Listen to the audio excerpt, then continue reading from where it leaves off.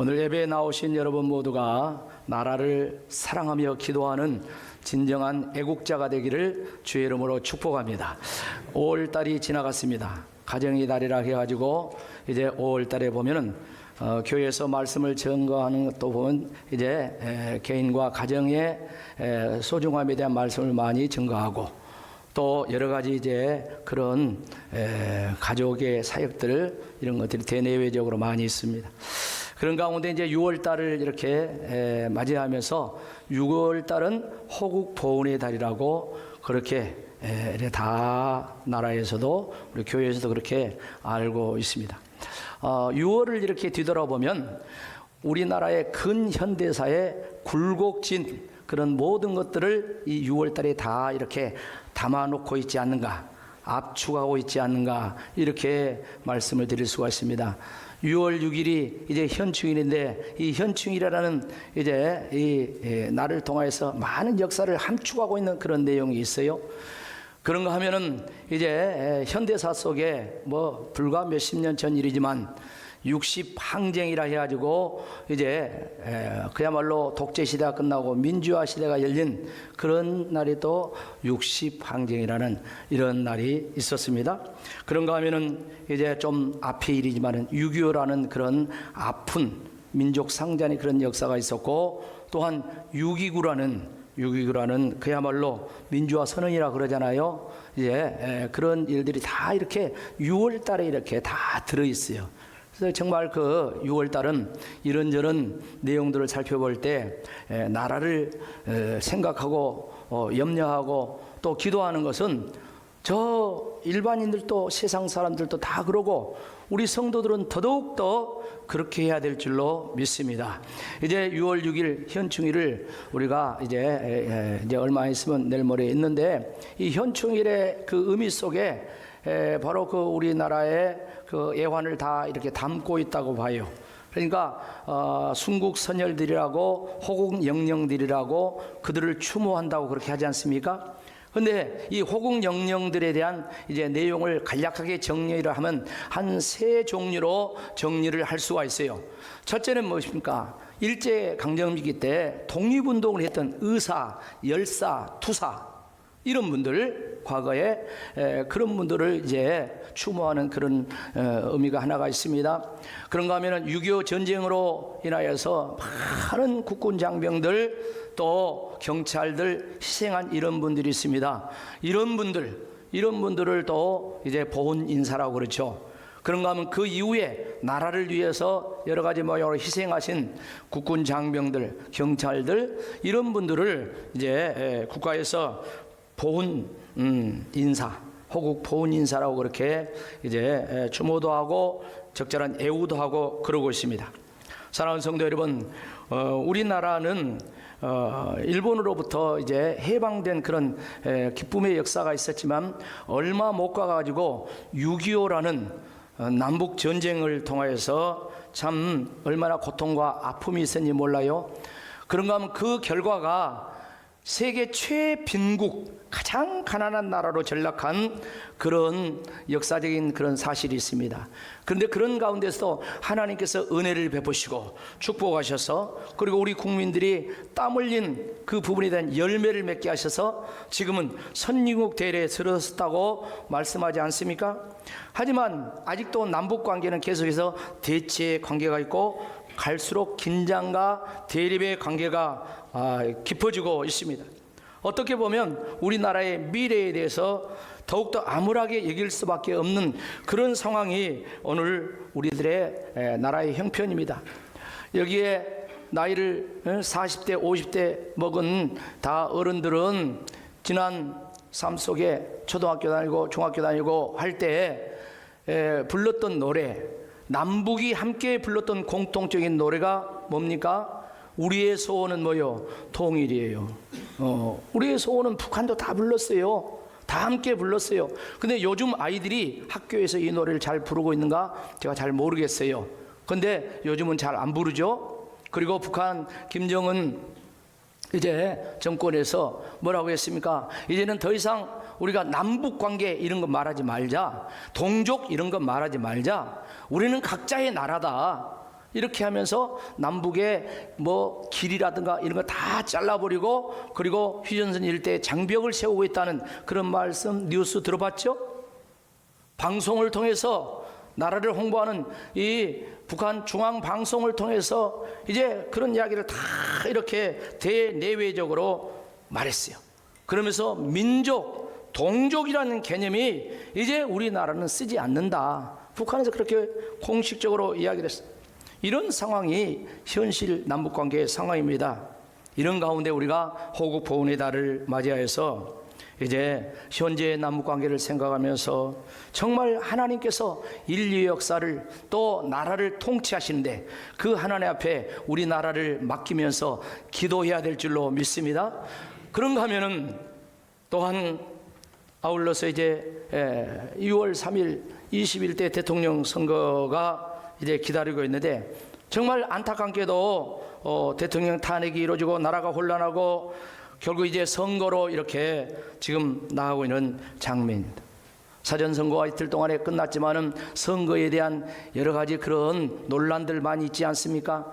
그런가 하면은 또 한쪽에서는 이렇게 나가면은 본선거에서 부정투표가 있지 않는가, 어떠고 저떠고 하면서 이제 선거 보이콧, 승복하지 않겠다, 뭐 등등 이런 이야기들이 막 뉴스로 정치 평론가들이 하고 있는 거 여러분 다 듣고 있을 것입니다. 이게 바로 우리 현실입니다. 이런 것이 바로 우리의 상황입니다. 여러분, 지나간 20대 대통령들의 모든 모습을 보면 굴곡진 역사 그대로 있어요. 어느 대통령 한 분 명예롭게 영광스럽게 모든 국민들의 박수를 받으면서 존경스럽게 퇴임을 한 대통령이 없습니다. 그런 가운데 우리가 21대 대통령 선거를 지금 치러야 되는 그런 상황이에요. 정말 하나님께서 복을 주시고 은혜를 주셔서 세계 10대 강국이요, 무역 7위요, 또 군사력도 5위, 6위 이런 이야기를 합니다. 그런데 항상 하는 말이 안타까운 것이 정치가 국격을 따라가지 못하고 있다. 그렇게 평론가들이 이야기하고 국민들의 마음속에도 이게 다 이렇게 정서적으로 이제 미쳐 있어요. 사실은 정치 지도자들이 국가를 끌어안고 헌신하면서 정말 국격을 앞장서서 높이는 그런 일을 해야 되지 않습니까? 그런데 그런 기대치에 미치지 못한다, 이렇게 다들 이야기해오고 있어요. 그런 의미에서 21대 대통령 선거를 앞두고 있는데, 여러분 그 어느 때보다도 저와 여러분이 기도해야 될 줄로 믿습니다. 우리들은 나라를 사랑하는데 이 나라를 사랑하는 것을 바로 기도와 그 다음에 투표로 실천해야 될 줄로 믿습니다. 제가 이 말씀을 부각시키기 위해서 설교 준비하면서 과거 이제 옛날에 중요한 정치 이야기를 한, 이제 대부분이 아는 이야기예요. 이분의 이야기를 하나 끄집어 왔어요. 그러니까 세계적인 철학자 유명한 플라톤이라는 사람 있잖아요. 이 플라톤이라는 사람이 하는 말이에요. 뭐라고 이야기했습니까? 띄워줘 보세요. 다 같이 읽겠습니다. 시작. 정치를 외면한 가장 큰 대가는 가장 저질스러운 인간들에게 지배당한다는 것이다. 플라톤이 한 말이야. 이 정치란 말에 이제 정치 참여가 투표입니다. 투표 안 하면 정치를 외면한 거예요. 다시 띄워줘 보세요. 투표라고 정치에다 바꿔가지고 다 같이 큰 소리로 안 한 사람 없이 다 보면서, 앞에 보면서 다 같이 하세요. 3명이 안 보고 있어요. 앞에 정광을 보시고 다 같이 합시다. 시작. 투표를 외면한 가장 큰 대가는 가장 저질스러운 인간들에게 지배당한다는 것이다. 제 이야기가 아니에요. 유명한 플라톤 이야기예요. 사랑하는 성도 여러분, 오늘 본문의 말씀이 무슨 말씀입니까? 오늘 본문은 사도 바울이라는 사람이 사랑하는 제자 디모데에게 편지를 보낸 내용입니다.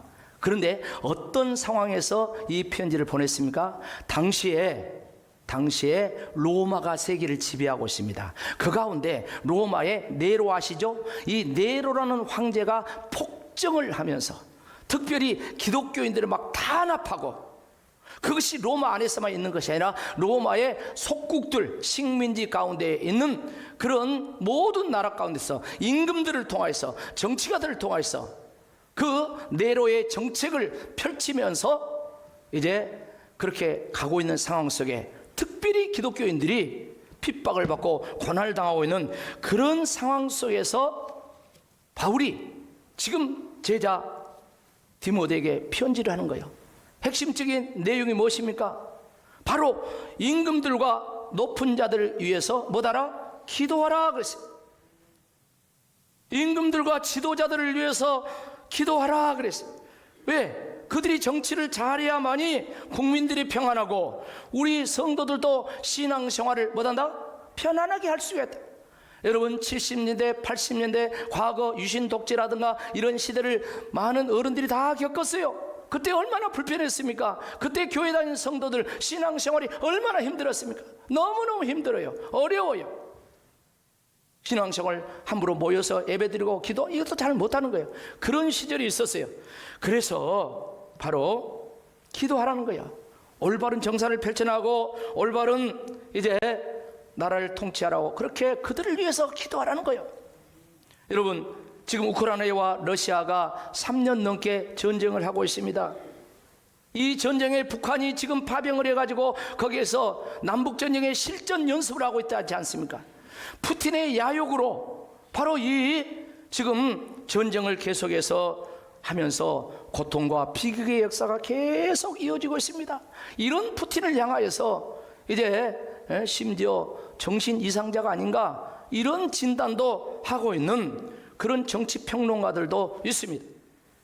여러분 이런 상황 가운데서 우리가 남북관계가 단절된 가운데 정말 김정은은 계속해서 이제 군비를 확장하고 러시아 전쟁에 파병시켜가지고 거기서 전쟁 실전 연습을 하고 그런가 하면은 그 대가로 또 핵무기 개발 기술이라든가 핵 잠수함 개발 기술이라든가 미사일 개발 기술이라든가 또는 뭐 비행기 만드는 거라든가 등등등 이런 것을 지금 조달받고 있지 않겠는가 그렇게 다 이야기하잖아요.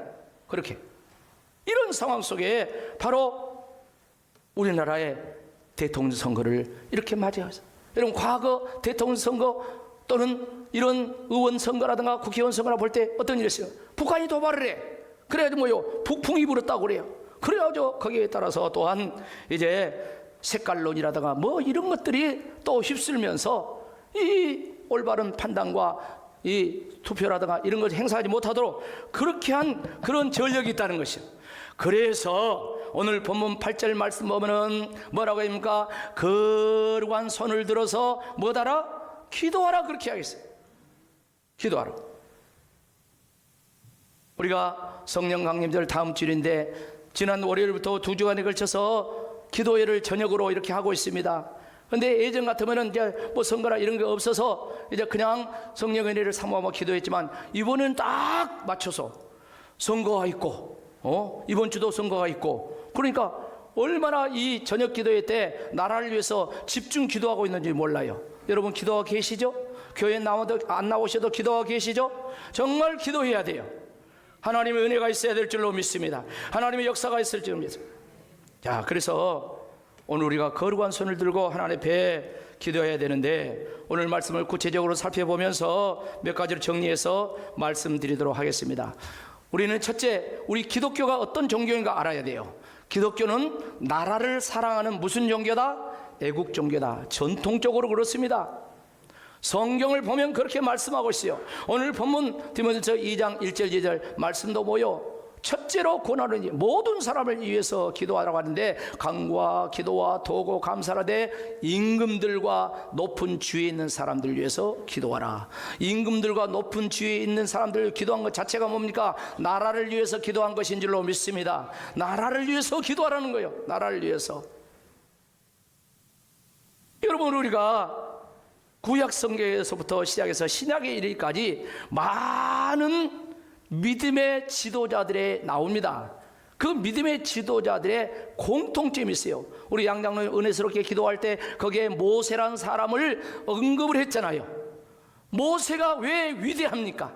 이스라엘 백성을 애굽에서 해방시켰기 때문에 그 지도라 쓰임받게 된 맞습니다.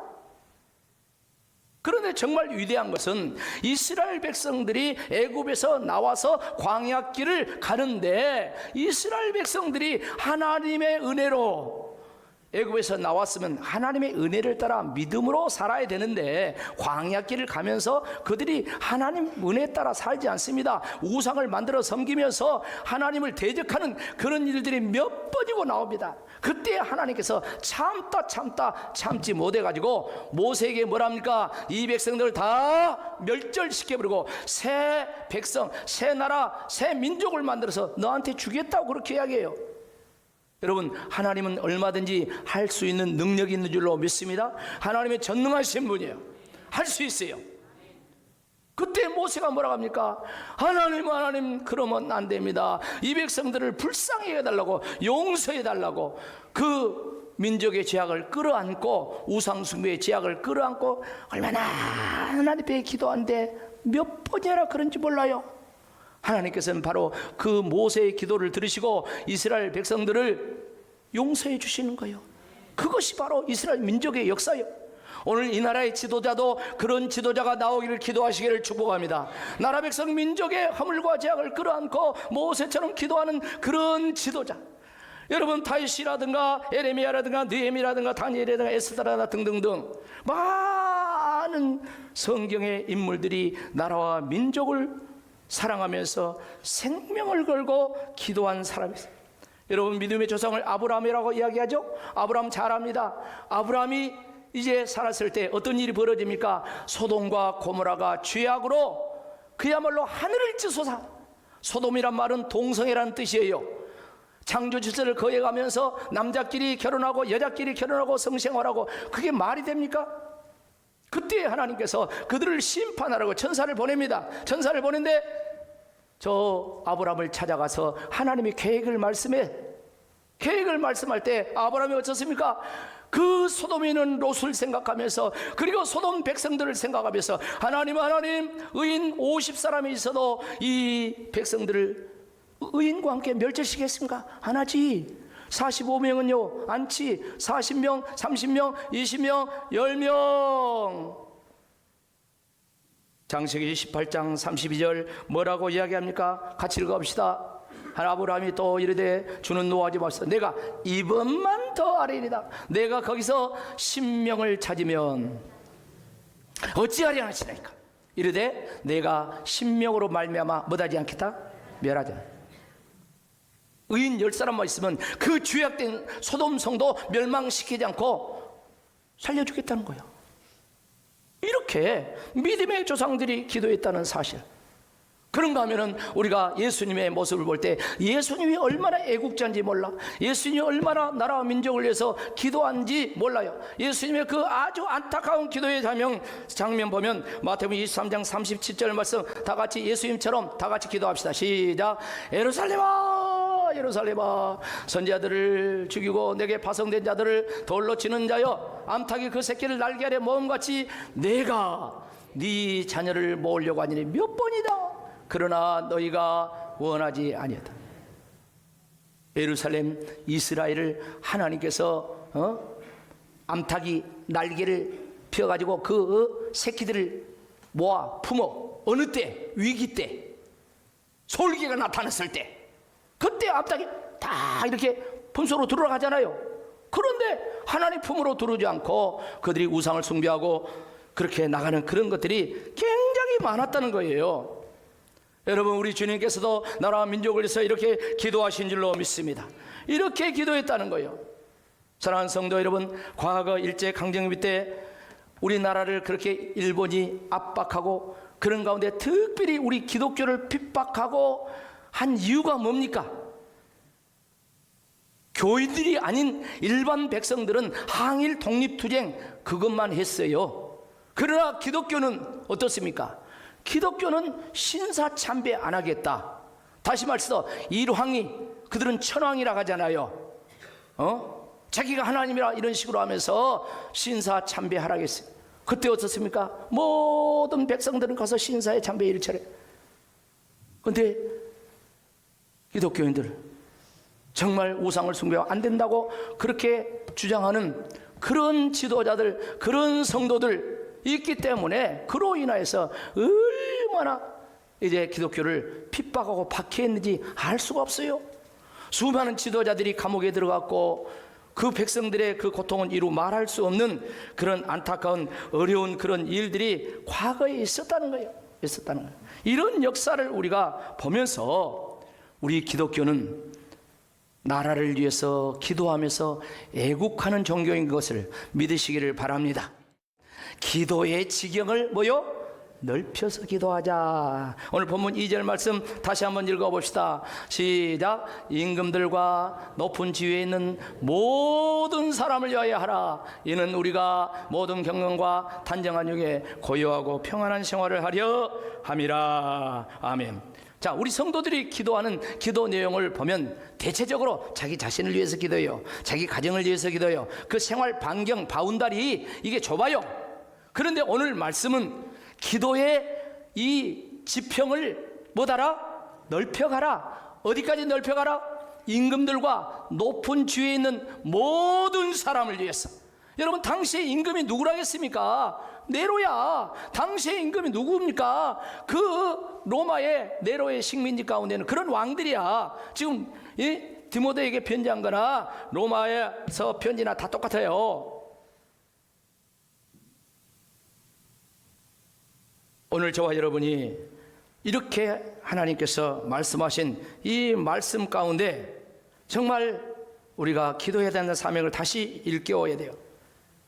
오늘 우리나라의 현상을 보면은 이념이나 생각의 차이로 말미암아 가족들이 분열되고 친구들이 갈라치기 하고 또 성도들 가운데도 이렇게 경계하고 이런 거 있어요. 그래서 절대적으로 정치 이야기는 하지 말아 가잖아요. 집안에서도 이야기하면 싸워. 또 친구 만나서도 정치 이야기하면 싸워. 그래서 교회에서는 더더욱이 하면 된다 안 된다? 안 된다. 하나님 말씀에 굳건히 서가지고 좌로나 우로나 치우치지 말고. 할렐루야. 같이 합시다. 정치도 큰 소리로 정치도 무슨 중심? 말씀 중심. 말씀 중심. 우리는 그렇게 믿어야 돼. 그렇게. 그리고 기도해야 된다는 것이. 정말 우리는 지나간 역사를 볼 때 아픈 그 역사요. 얼마 전까지만 해도 얼마나 광화문에서 집회하면 뭐 좌파, 우파, 뭐 횃불파, 태극기파 뭐 등등 하면서 얼마나 그랬습니까? 그 여파로 말미암아 지금 또 대통령 선거까지 이어지는 이 과정 속에만 그것들이 다 이렇게 녹아져 있어요. 우리는 더 늦기 전에 하나님의 역사 앞에 자랑스러운 지도자가 세워지기를, 이 조국 대한민국을 하나로 품고 나갈 수 있는 그런 모두의 지도자가 세워지기를 기도해야 될 줄로 믿습니다. 하나님께서 역사하시기를 기도해야 돼요. 저는 우리나라 대통령이 백성들 앞에 좋은 대통령 되기를 바라는 그런 마음도 있어야 되지만 내가 먼저 좋은 국민이 돼야 돼. 내가 먼저 자신만을 복받기 위한 그런 기복주의 신앙이 아니라 타인을 축복하며 기도하는 이런 아름다운 공동체와 사회를 만들어가는데 일조하는 거예요. 여러분, 좋은 신앙, 건강한 성도가 어떤 사람입니까? 타인을 위해서 기도하고 기도의 지경을 넓혀가는 사람이 아니겠습니까?